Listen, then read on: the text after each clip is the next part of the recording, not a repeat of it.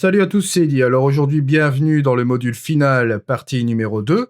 Aujourd'hui, nous allons voir quelques petites fonctions dans Luminar 3 qui vous seront bien utiles. On s'amusera à enlever les spots avec une technique que je vous montrerai, que j'ai élaborée il n'y a pas longtemps. Nous allons également revenir aussi sur les masques de luminosité. Je vais vous proposer une version plus simplifiée. Voilà. Alors vous êtes prêts? On y va? C'est parti. Alors voici donc une image de Covrac de 2018. C'était en octobre, je pense. Voilà, alors j'ai fait un petit développement rapide que je vais vous montrer là, ici. Alors là, on arrive sur cette photo, sur cette première partie. Donc voilà, j'ai d'abord commencé par ceci, par l'accent amélioré par intelligence artificielle et embellisseur de ciel. Après, j'ai seulement fait mes hautes lumières, mes ombres à 23 ici, j'ai rajouté un petit peu de clarté. Au niveau objectif, bien sûr, j'ai fait les corrections de distorsion, aberration et les franges. Là, en information, j'ai une photo ici qui a été faite en f16 à 0,8 secondes avec un 24 mm. Justement, quand on ferme son diaphragme de son objectif, la plupart du temps, ce qu'on peut remarquer, c'est qu'on a des petits spots. Mais ça, je reviendrai justement après. Alors, ici, on va dégager un petit peu ça, l'embellisseur de ciel et l'accent amélioré par intelligence artificielle. Voilà. Ici, ce que j'avais fait, c'est que j'ai rajouté une courbe, une ambiance lumineuse assez particulière. J'ai également joué avec les contrastes avancés. Voilà, un peu comme ceci. Ensuite, ce que j'ai fait, j'ai rajouté un filtre bicolore. Voilà. Et j'ai baissé ma saturation. Comme ceci. Et nous avons donc ici, vous voyez, le avant et le après. Un petit développement assez souple, vous comprendrez, ce sera simplement pour vous expliquer un petit peu la petite technique avec les spots, et la nouvelle technique que je vais vous montrer un petit peu plus simplifiée des masques de luminosité. Voilà, alors la plupart du temps quand vous voulez effacer des spots dans Luminar 3, bon, ce que vous faites, vous allez dans Outils, vous allez dans la petite option qui s'appelle ici Effacer. Bon, il va vous générer un calque, je vais vous montrer tout de suite. Alors voilà, bon, ce qui se passe, vous pouvez zoomer avec la souris, un peu comme ceci, pour aller effacer vos spots. Bon, vous pouvez réduire la taille également de votre cercle ici, ou bien avec vos... Vous pouvez jouer aussi avec les, comment dirais-je, les crochets. Bon, ici, comme on est sur une version, comment dirais-je, version couleur, c'est toujours au bonheur la chance de trouver tous les spots, en fait. Vous allez en trouver quelques-uns ici. Mais bon, pour aller les chercher, vous voyez, c'est un petit peu fastidieux parce que forcément, le mélange ici avec la couleur, ce n'est pas très facile. Bon, vous faites effacer, ici, vous allez avoir un gommage. Voilà qui est fait, vous cliquez sur terminer. Et là, qu'est-ce qu'il vous génère? Il vous génère un calque d'images gommées. Bon, là, forcément, j'ai fait volontairement, vous voyez, il reste encore quelques petits spots ici, puis il y en a un petit peu par-ci, par-là. Mais vous voyez que cette technique n'est pas vraiment évidente, parce que bon, dans Lightroom, nous avons une fonction où on peut enlever les spots. Bon, là, je vais enlever le calque, on va revenir sur l'image. Dans Lightroom, il y a une version pour enlever les spots qui est un petit peu plus facile. Il est possible de le faire aussi sur Luminar 3. Je vais vous montrer. Vous cliquez ici, vous ajoutez un calque de réglage. Et là, vous ajoutez un filtre et vous faites simplement une conversion noir et blanc. Voilà. Bon, ici, ce qui se passe, vous voyez déjà un petit peu mieux vos spots. Mais pour un petit peu plus de lisibilité, ce que vous allez faire, c'est que vous allez booster votre lumière, comme ceci. On va booster les contrastes volontairement aussi, là, comme ça. Et vous allez baisser vos blancs, peut-être un peu comme ceci.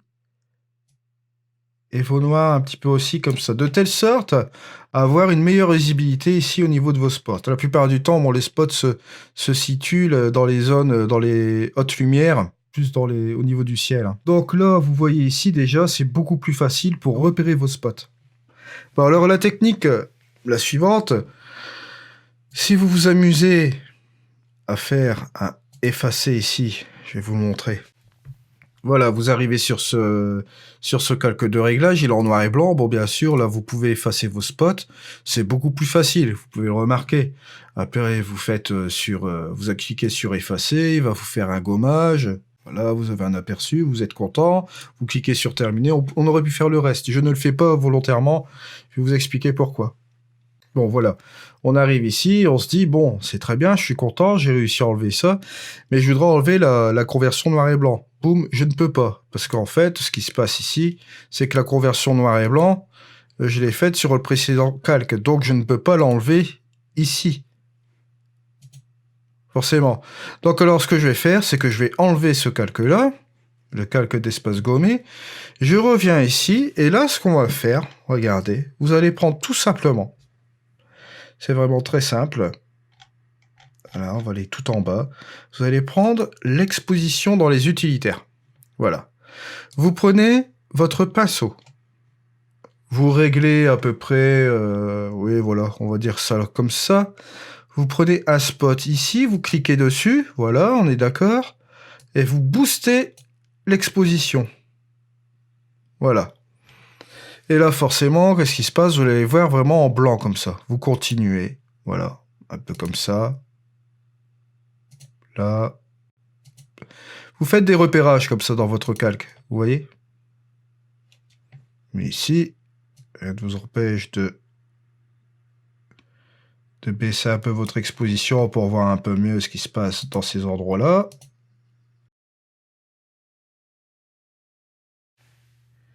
C'est à vous de voir un peu, voilà.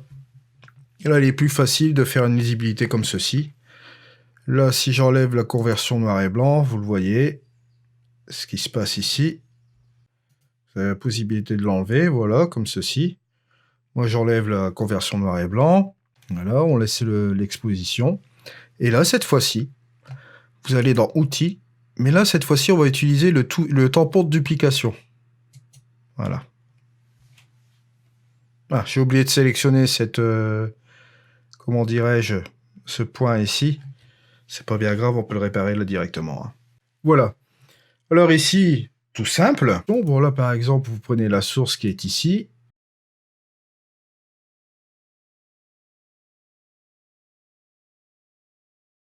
Donc ça, c'était pour la partie spot. Vous voyez, c'est une petite technique qui est toute simple, hein, mais bon, ça vous permet d'avoir plus de lisibilité avec un calque noir et blanc, que vous pouvez régler au fur et à mesure si vous voulez voir plus ou moins dans certaines zones. Et ça vous permet d'avoir une meilleure lisibilité par rapport à l'image directement en couleur. Voilà. Donc, on va passer au point suivant. Le point suivant, c'est que je voulais revenir un petit peu sur les masques de luminosité. Alors, les masques de luminosité, bien sûr, vous pouvez aller chercher un nouveau calque de réglage ici. Voilà. Là, ce qu'on va faire, c'est une conversion en noir et blanc. Alors, je vais aller chercher ça tout de suite. Voilà, conversion noir et blanc. Voilà, on y est. Et là, bon, ici, pour ce faire, on va aller chercher aussi également la courbe. La courbe qui est dans les versions professionnelles, donc ici. Là, ce que vous allez faire, c'est, hop, une inversion complète. Voilà, qui est ici. Et là, vous pouvez un petit peu affiner votre masque, vous voyez, au niveau des hautes lumières et des blancs, pour faire une sélection plus ou moins parfaite, là, ici, vous voyez.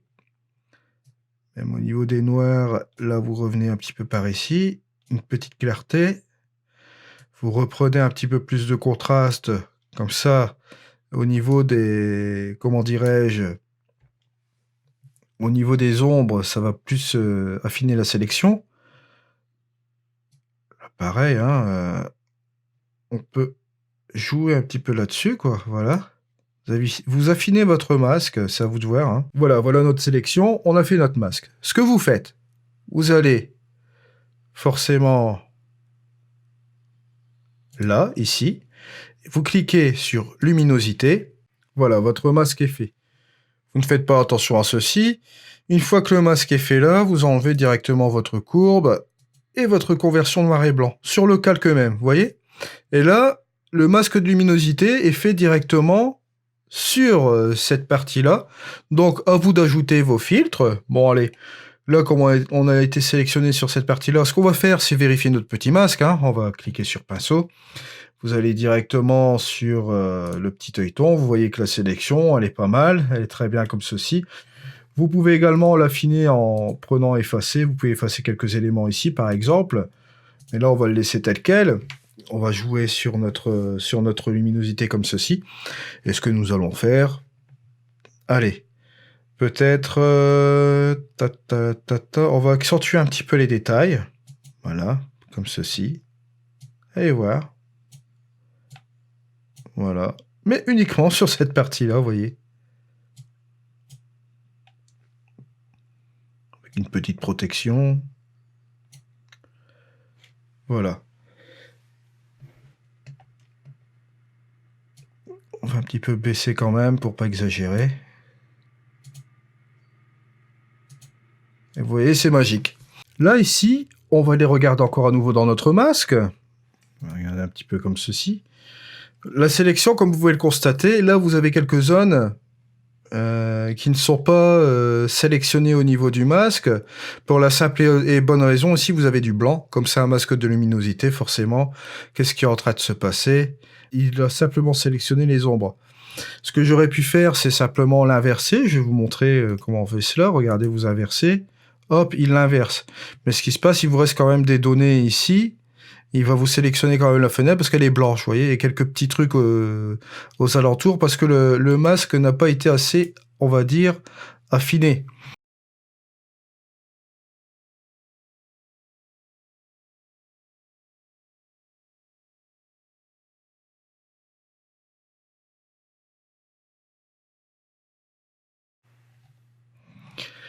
L'objectif étant de faire une sélection assez parfaite pour faire une séparation entre les ombres et les hautes lumières. Bien sûr, des hautes lumières, ici, on en a dans l'image qui est ici. C'est pas évident, hein, vous voyez.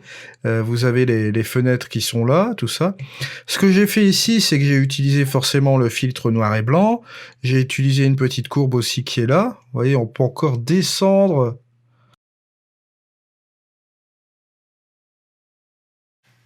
J'ai utilisé aussi également une courbe comme ceci. J'ai refait encore une conversion noir et blanc.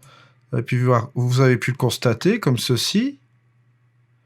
Pour accentuer encore au niveau des blancs des hautes lumières. J'ai joué aussi sur un contraste avancé. Et j'ai joué un peu sur un effet Orton. Vous allez comprendre pourquoi. Parce que vous voyez, sans l'effet Orton, j'avais encore quelques petites... comment dirais-je, portion blanche ici. Et en ajoutant un effet Orton, ça a un petit peu lissé mon image, mais en lissant, ça fait une sélection, comment dirais-je, ça m'a un petit peu affiné mon masque, parce que là, il s'agit simplement d'un masque. Je rappelle que je veux vraiment sélectionner cette partie-là en noir et les hautes lumières ici en blanc. Donc là, on a quelque chose de plus ou moins parfait. Là, ce que vous allez faire, vous allez directement dans votre petite brosse ici et vous cliquez sur le masque de luminosité. Voilà, alors là, faites pas attention aux petits résultats de ce truc-là. Il m'a généré mon masque. Une fois que ça c'est fait, hop, vous enlevez directement tous les outils que vous avez utilisés pour faire votre masque. Et voilà, on retrouve notre image. Donc ici, vous allez voir un peu notre masque qui est là. Comment il s'est généré. On va dire que c'est pas mal comme ça. Et ce que nous allons faire, c'est que nous allons effacer simplement les parties ici qui sont faciles à sélectionner. Hein. Parce que là, je me suis assuré à faire vraiment un masque parfait. Donc vous voyez, il suffit donc d'enlever les parties non voulues. Juste comme ceci. Peut-être un petit peu à ce niveau-là, au niveau de la pierre. Ouais, allez, on fait ça comme ça. Et une fois que vous avez ce résultat-là, hop, on enlève le petit œilleton. Et qu'est-ce qu'on va faire? On va s'amuser avec notre éclat de l'image. Hop, et ça va s'affecter forcément à la partie de la mer. Vous allez faire un petit lissage, vous allez voir, ça va être assez sympa. On va baisser peut-être un petit peu la luminosité, ouais. Ajouter un petit peu de chaleur, pourquoi pas, juste comme ça. Et un peu de saturation, ouais. Voilà. Voilà donc, et vous voyez comme ceci, ça s'applique uniquement à nos hautes lumières ici, dans notre masque. Également aussi, vous voyez, avec l'effet qui est là, on va monter encore plus la quantité. Voilà. Un peu comme ceci. Ensuite, vous avez aussi une autre possibilité, c'est de mettre un autre calque, ajouter un calque de réglage par exemple. Et si vous voulez vous amuser, vous prenez un calque qui a été déjà fait, vous faites copier, vous le mettez ici, vous faites masque ici coller, encore une fois. Et là, vous vous amusez tout simplement à faire quoi? Eh ben, à l'inverser. Voilà. Et là, si vous regardez à nouveau votre masque, regardez. Hop, là, il a sélectionné simplement les ombres comme ceci. Alors, il vous est très facile. Par exemple, allez, on va s'amuser un petit peu encore à autre chose. Si on voudrait accentuer, par exemple, allez, une petite heure dorée. Allez, on va accentuer un petit peu l'heure dorée sur simplement ces basses lumières juste là. Pourquoi pas? Vous voyez la différence entre le avant et le après. J'ai fait un petit peu légèrement, bien sûr. Hein. C'est plus simple. Après, si vous voulez jouer un petit peu plus au niveau des contrastes, allez, on va reprendre ça dans les ombres, forcément. Mais uniquement dans notre masque, vous voyez, c'est possible. Les tons moyens, la même chose. Mais ce sera sélectionné uniquement dans cette partie masquée. Les hautes lumières, bon, il va quand même jouer avec cette partie-là parce qu'il va sélectionner dans le masque les hautes lumières, vous voyez. Gardez bien à l'esprit, hein. On va mettre le petit pinceau. Là, cette sélection qui est là, avec les contrastes avancés, je vous explique quelque chose. Les contrastes avancés, c'est quoi? Si on désactive le masque, je vais cliquer sur Shift par exemple, hop. Vous voyez, là c'est grossi. Hein. Ça, vous voyez le résultat sans le masque. Quand vous cliquez sur Shift et vous cliquez sur le masque ici, vous voyez le résultat que ça donne sans le masque de luminosité. Si je vous appuie sur Shift et je rappuie sur la croix, là vous voyez le résultat avec le masque de luminosité. Donc voilà. Mais si je rappuie donc, comme je disais, sur le Shift, bon, au niveau des contrastes avancés, bon là l'heure dorée c'est appliqué partout, au niveau des contrastes avancés, bon l'équilibre va se faire, au niveau des hautes lumières, on va utiliser les hautes lumières, bon par exemple ici, au niveau du blanc là, plus ou moins, au niveau de cette partie-là, vous voyez les hautes lumières sont généralement mises dans le ciel, voilà, les tons moyens, vous voyez que ça va aller directement, et cette partie-là de l'image. Et au niveau des ombres, pareil, ça va s'appliquer ici. Cette partie-là, ça va pas s'appliquer sur la haute lumière, peut-être. Voilà, ça va pas s'appliquer sur la haute lumière. Là, les tons moyens, bon, ça va s'appliquer un petit peu dans les nuages parce que vous avez des tons moyens. Mais l'avantage de mettre un masque, vous voyez, pour jouer avec les contrastes avancés, je clique sur le masque, voilà. Ça va vous bloquer cette partie-là de l'image, d'accord? Ça va vous bloquer également la mer, toutes ces choses-là, ça ne va pas être affecté par le masque. C'est uniquement cette partie à l'intérieur. Donc, l'avantage, vous pouvez utiliser vos contrastes avancés dans vos hautes lumières. Ici, en l'occurrence,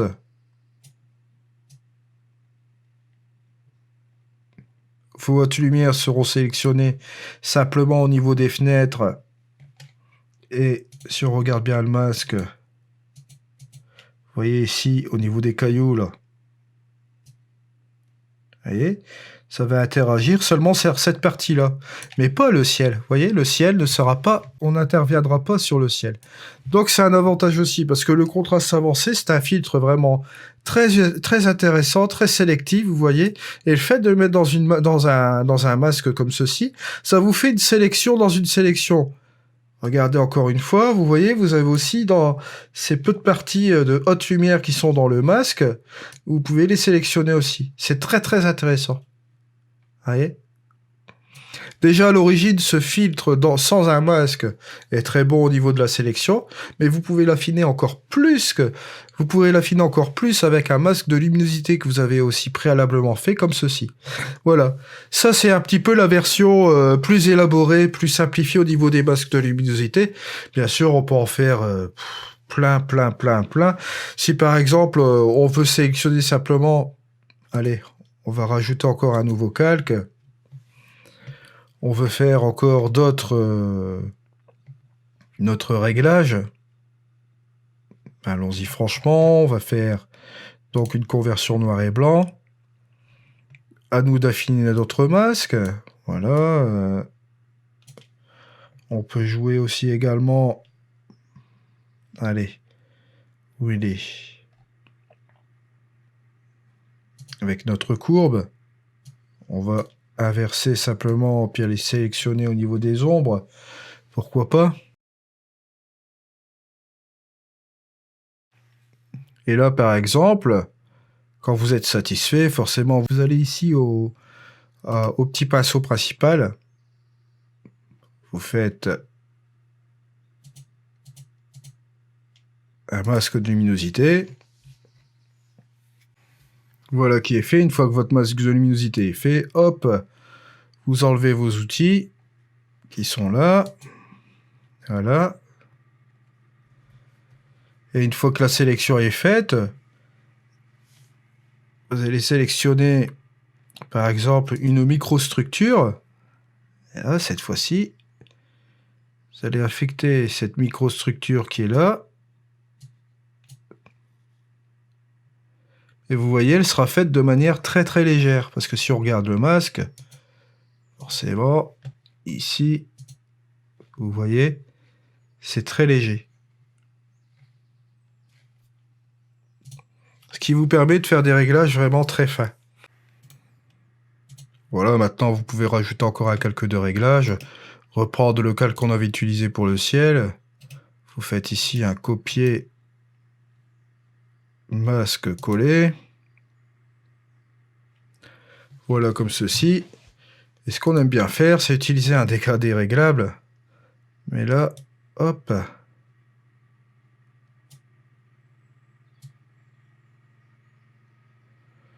Il va seulement s'appliquer forcément sur le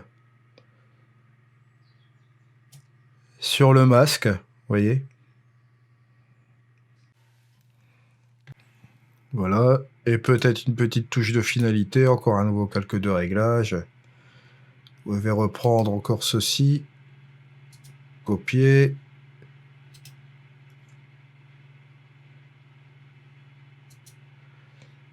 Masque collé.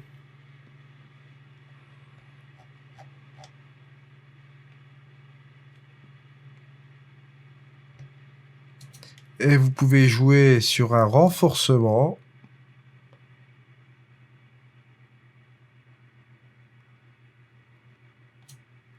Et là, vous pouvez y aller, hein.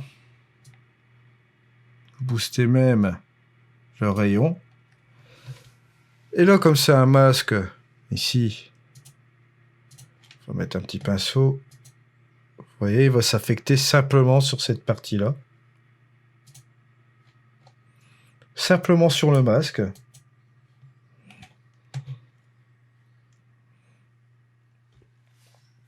Et non pas sur vos nuages.